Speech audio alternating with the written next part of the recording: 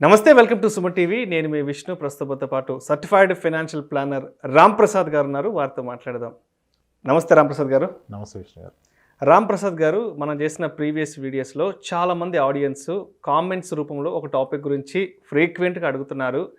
Index ఫండ్కి ఈటీఎఫ్కి ఉన్న difference ఏంటంటూ కూడా చాలామంది అడుగుతున్నారు. మరి ప్రేక్షకుల కోరిక మేరకు వాళ్ళు అడిగిన టాపిక్ గురించి వాళ్ళకు సవివరంగా క్లారిటీ ఇవ్వగలరు? మొదటిగా ఇండెక్స్ ఫండ్ కంటే ముందు మ్యూచువల్ ఫండ్కి, ఇండెక్స్ ఫండ్కి, ఈటీఎఫ్కి మూడింటికి మధ్య వ్యత్యాసం ఒక్కసారి కనుక మనం పరిశీలిస్తే చాలా క్లియర్గా ఉంటుంది. ఇది గుర్తుపెట్టుకోవటానికి కాను. మ్యూచువల్ ఫండ్ అంటే యాక్టివ్ ఫండ్ అంటారు, ఇండెక్స్ ఫండ్ అంటే ప్యాసివ్ ఫండ్ అంటారు. మ్యూచువల్ ఫండ్లో ఒక ఫండ్ మేనేజర్ రోల్ ఉంటుంది. ఒక ఫండ్ మేనేజర్ అండ్ టీమ్ యాక్టివ్గా మనకి మార్కెట్లో ఉన్న 13 సెక్టార్స్లో డిఫరెంట్ అలొకేషన్స్లో డిఫరెంట్ వెయిటేజ్తో మేనేజ్ చేస్తే దాన్ని మ్యూచువల్ ఫండ్ అంటాం. అలా కాకుండా ఒక ఇండెక్స్లో నిఫ్టీ 50లోనో, సెన్సెక్స్లోనో, బ్యాంకింగ్లోనో, ఫార్మాలోనో ఒక ఇండెక్స్లో టాప్ 20 కంపెనీస్, 30 కంపెనీస్, 50 కంపెనీస్లో పెడితే దాన్ని ఇండెక్స్ ఫండ్ అంటాం. అంటే దాంట్లో హ్యూమన్ ఇంటర్వెన్షన్ ఉండదు. ఒక సిస్టమ్ పిక్ చేస్తుంది, మేనేజ్ చేస్తుంది. ఓకే. అంటే గుడ్డిగా ఒక రూల్ ఫాలో అవుతారు. నిఫ్టీలో 50 కంపెనీస్లో ఇంత వెయిటేజ్ ఉంది. రిలయన్స్ ఇండస్ట్రీస్కి 9% వెయిటేజ్ ఉంది, టీసీఎస్కి 7 ఉంది, 6 ఉంది. ఆ వెయిటేజ్ పరంగా ఆ 50 కంపెనీస్లో పెడితే అది ఇండెక్స్. ఓకే. ఇదే 50 కంపెనీస్ని స్టాక్ మార్కెట్లో పర్చేజ్ చేస్తే దాన్ని ఎక్స్చేంజ్ ట్రేడెడ్ ఫండ్ అంటారు.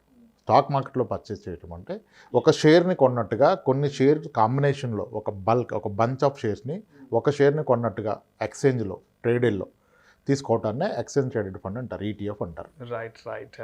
ఓకే. అయితే ప్రధానంగా ఉన్న వ్యత్యాసం ఏంటి అంటే మీకు ఎక్స్పెన్సెస్ రేషియో మీద ఎక్కువగా మాట్లాడుతున్నారు. ఇప్పుడు ఒక యాక్టివ్ మ్యూచువల్ ఫండ్కి ఎక్స్పెన్స్ రేషియో ఫ్రమ్ 0.5 నుంచి 2.5 మధ్యలో ఉంటుంది, both between regular and direct స్కీమ్స్లో చూసుకున్నట్లయితే.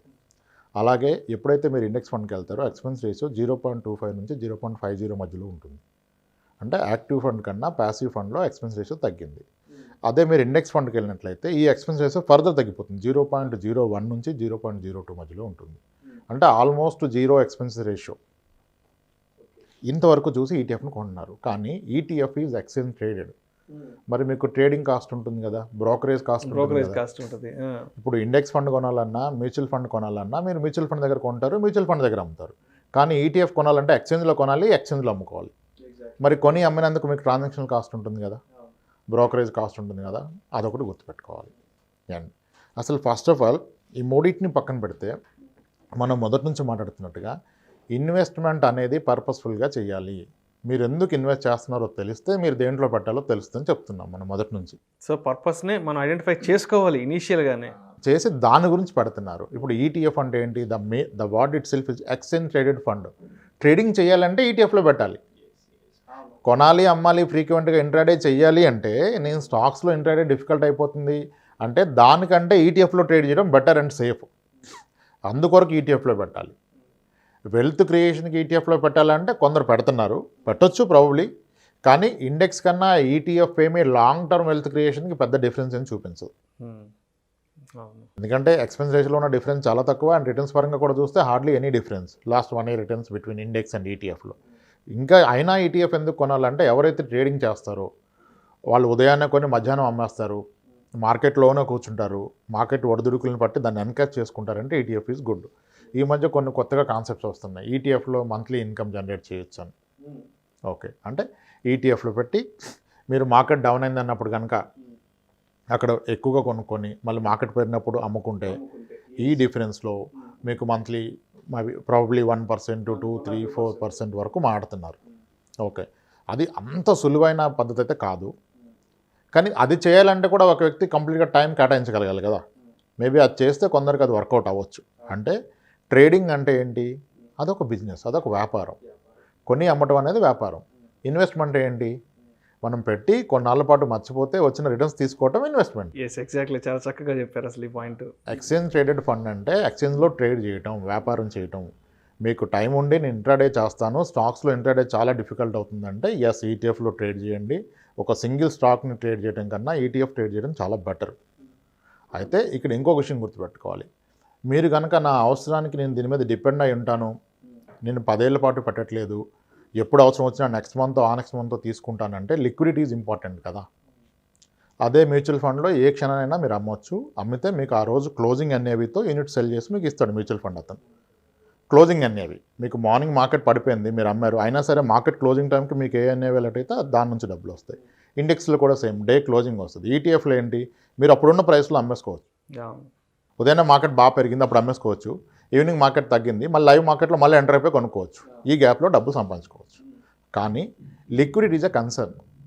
ఇండియాలో ఇప్పుడున్న ఈటీఎఫ్లో అంతగా లిక్విడిటీ లేదు. మ్యూచువల్ ఫండ్స్లో, ఇండెక్స్ ఫండ్స్లో ఉన్నంత లిక్విడిటీ లేదు. అంటే మీకు బయ్యర్ లేడు. అంటే కొన్ని కేసెస్లో, అన్ని ఈటీఎఫ్లో కాదు. ఇప్పుడు ఒక షేర్ కొంటే కొన్నిసార్లు ఆ షేర్ ఫాలో అవుతుంది అనుకోండి, మీకు బయ్యర్ ఎవరు ఉండరు. సో మీకు లిక్విడిటీ ఉండదు, మీ డబ్బులు ఉంటాయి అక్కడ కానీ మీ చేతికి అందు. అలానే ఈటీఎఫ్లో కూడా లిక్విడిటీ ఇష్యూస్ ఉన్నాయి కొన్ని. ఇన్ కేస్ మీరు స్పెసిఫిక్గా నేను ఈటీఎఫ్ఏ కొంటానంటే హైయెస్ట్ ఏఈఎం ఉన్న ఈటీఎఫ్స్ కొనే ప్రయత్నం చేయండి.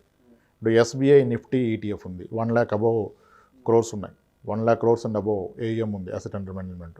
వాటిలో పెద్దగా ఇష్యూ రాకపోవచ్చు లిక్విడిటీ పరంగా. స్మాలర్ ఈటీఎఫ్స్లోకి వెళ్ళినట్లయితే మీకు లిక్విడిటీ పరంగా ఇష్యూ వస్తుంది. అండ్ ఈటీఎఫ్స్లో కూడా పలు రకాలైన ఈటీఎఫ్స్ ఉన్నాయి. Equity ETFs, debt ETFs, Bharat bonds ETF, gold ETF, silver ETFs ఉన్నాయి. మీరు ఈటీఎఫ్ అని కొంటున్నారు కానీ మళ్ళీ మీ పర్పస్ మర్చిపోతున్నారు. ఇప్పుడు సిల్వర్ ఈటీఎఫ్ ఇప్పుడు బాగా రీసెంట్గా బాగా ఈటీఎఫ్స్ వస్తున్నాయి సిల్వర్ ఈటీఎఫ్స్. ఎందుకంటే silver is at almost 14 years low ప్రైస్లో ఉంది. ఈరోజు లో ప్రైస్లో ఉంది. 2011-12లో సమ్వేర్ ఇన్ 12లో సిల్వర్ మేజర్ ఫాల్ అయింది. ఇప్పుడు కూడా మళ్ళీ సిల్వర్ అదే ప్రైస్లో ఉంది. అంటే it's almost technically zero return అన్నట్టుగా ఉంది. కాబట్టి ఇప్పుడు బాటంలో ఉందని కొంటున్నారు. సో కొని పెట్టుకోవడానికి సరైన సమయం మాత్రమే అనుకున్నారు. ఎంతవరకు కరెక్ట్ అని ఆలోచించాలి కదా. మళ్ళీ సిల్వర్కి ఫ్యూచర్లో పెరిగే అవకాశం ఎంత ఉంది. ఇప్పుడు మ్యూచువల్ ఫండ్స్ వాళ్ళు కానీ ఎవరైనా మార్కెట్లో ఉన్న దాన్ని ఎన్కాష్ చేసుకుంటారు. మార్కెట్ కండిషన్ బట్టి ఇప్పుడు ఎన్ఎఫ్ఓలు విపరీతంగా, ఐపీఓలు విపరీతంగా ఎందుకు వస్తున్నాయి, మార్కెట్ ఆ రేంజ్లో ఉంది కాబట్టి ఈ టైంలో ఫ్లోలో కొట్టుకొని పోవచ్చని వచ్చేస్తున్నారు ఫట్ ఫట్ ఫట్ ఫట్. అలానే ఇప్పుడు సిల్వర్ ఈటీఎఫ్స్ వస్తున్నాయి. మీ పర్పస్ ఆఫ్ ఇన్వెస్ట్మెంట్ ఏంటి? సిల్వర్ ఎంత పెరుగుతుంది రాబోయే 10 ఏళ్లలో?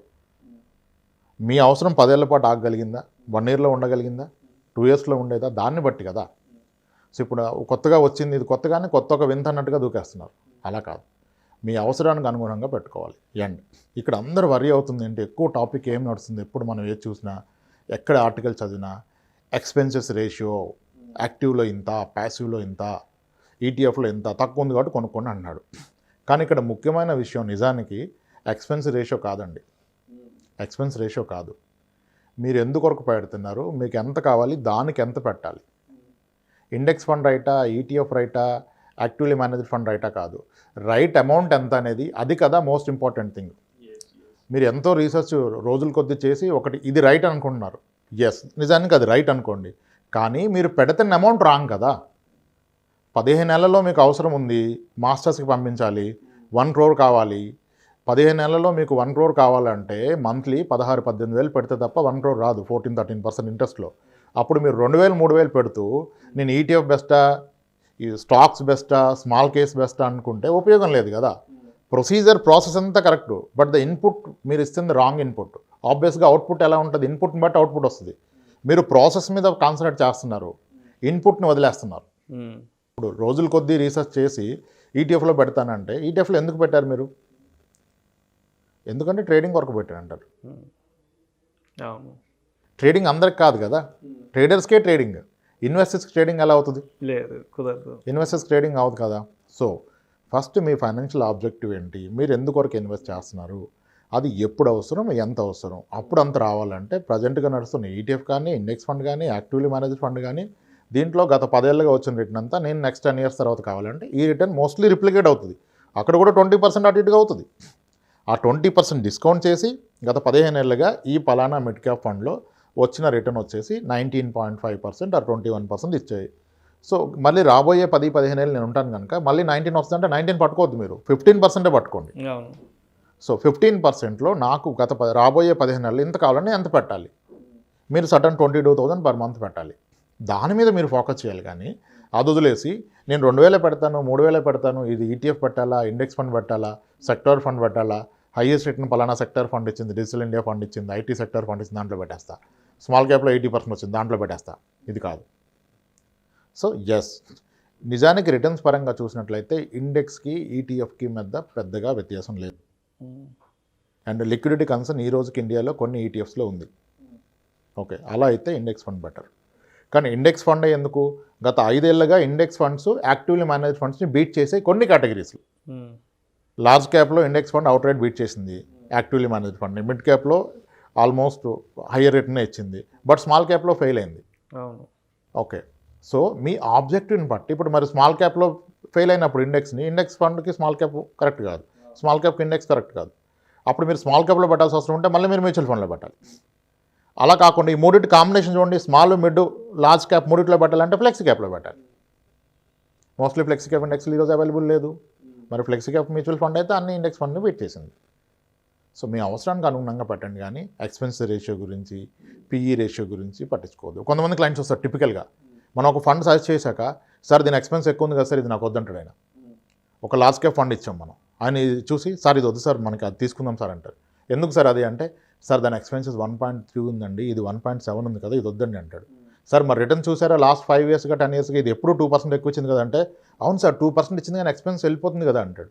మీకు ఇచ్చిన రిటర్న్ అనేది పోస్ట్ ఎక్స్పెన్సెస్ కదా, మీ చేతికి ఏది వస్తుందో అది చూడండి, వెనక ఎక్స్పెన్సెస్ మీరెందుకు చూస్తున్నారు ఎక్స్పెన్సెస్. మీకు అది 14% ఇచ్చింది, 16.5 ఇచ్చింది, దాని ఎక్స్పెన్స్ రేషియో తక్కువ ఉంది, అయినా 14 ఇచ్చింది, దీని ఎక్కువ ఉంది అయినా 16 ఇచ్చింది, which is good for you. ఇది కదా, అది వదిలేసి ఎక్స్పెన్సెస్ రేషియో మీద రీసెర్చ్ చేస్తున్నారు. ఇప్పుడు కంపెనీ రీసెర్చ్ అంటే కంపెనీ డెట్ రేషియో ఎంత, ఈక్విటీ రేషియో ఎంత, PE, price to book, what ever ఇవన్నీ చూస్తున్నారు. అసలు ఈయన నెట్వర్త్ ఎంత అంటే, నెట్వర్త్ అంటే ఏంటి సార్ అంటాడు. నెట్వర్త్ అంటే ఏంటి సార్, అవును మీరు చాలాసార్లు నెట్వర్త్ అంటారు, నెట్వర్త్ అంటే ఏంటి సార్ అంటాడు. మీ అసెట్స్ మనస్ లయబిలిటీస్ సార్ అంటే, అదే సార్ నెట్వర్త్ అంటాడు. ఈయన నెట్వర్త్ తెలియదు, కానీ ఒక కంపెనీ స్టాక్ అనాలిసిస్ చేసేస్తారు ఈయన. వాడు అసెట్స్ ఏంటి, లయబిలిటీ ఏంటి, ప్రమోటర్ షేర్ హోల్డింగ్ ఏంటి, ఈ సెక్టర్లో గ్రోత్ ఎంత ఉంది, ఇవన్నీ చూస్తారు. బట్ పర్సనల్ ఫైనాన్స్ కదా మోస్ట్ ఇంపార్టెంట్. మీ పర్సనల్ ఫైనాన్స్ అనలైజ్ చేసుకొని, మీ ఆబ్జెక్టివ్స్ ఐడెంటిఫై చేసుకొని, వాటికి రిక్వైర్డ్ కార్పస్ అండ్ రిక్వైర్డ్ ఏ టైంలో కావాలి, దానికి మ్యాచ్ అయ్యే ప్రొడక్ట్స్ చూస్ చేసుకోవాలి. ETF I don't say it's a bad product, it's a good product, but not for all. Yes, ఇలా మీరు ఈటీఎఫ్ తీసుకోవాలొద్దా నిర్ణయించుకోండి. ఇంకా ఒక 1 వర్డ్లో చెప్పాలంటే, ఇండెక్స్కి ఈటీఎఫ్కి మధ్య రిటర్న్స్లో పెద్దగా డిఫరెన్స్ లేదు. కానీ లిక్విడిటీ కన్సర్న్ మీకు ఈటీఎఫ్లో ఉంది కనుక, మీరు లక్షల్లో ఇన్వెస్ట్ చేసినట్లయితే ఈటీఎఫ్ ఏం బెటర్ ఆప్షన్ కాదు. 1 crore అండ్ అబోవ్ చేసేవాళ్ళు, క్రోర్స్లో చేస్తున్న కార్పొరేట్ కంపెనీస్కి ఈటీఎఫ్స్ ఆర్ గుడ్. కొన్ని డెట్ ఈటీఎఫ్స్ ఉన్నాయి, భారత్ బాండ్స్ ఉన్నాయి, 7.58% ఇస్తున్నాయి డెట్లో సెక్యూర్డ్గా, with very less expenses ratio. వాళ్ళకి కానీ ఈ లక్షల్లో పెట్టే వాళ్ళకి ఈటీఎఫ్ ఏమి ఇండెక్స్ కంటే బెటర్ కాదు.